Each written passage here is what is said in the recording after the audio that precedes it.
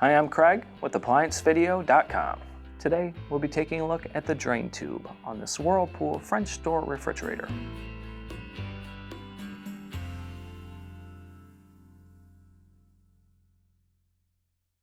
Stop. Before beginning any repair, always be sure to disconnect the power to the appliance. It is also recommended to test the outlet for the proper voltage. The main reason why you'd be replacing your drain tube kit is if the unit is not draining down when it's going through the defrost cycle. What you will tend to notice is that you're leaking water on the floor from one of the edges of the freezer compartment. Now, click on the link below to view this repair video. ApplianceVideo.com guides you step by step, giving you the confidence to avoid recalls and callbacks, also saving time on repairs.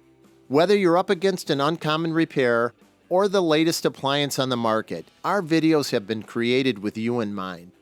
Our growing library of videos have been produced using our factory-certified technicians who have extensive infield experience over the past 30 years. ApplianceVideo.com provides high-quality repair videos that anyone can follow, regardless of their skill level. We are here to help. Click on the link below to view this repair video and let us help you do it right the first time.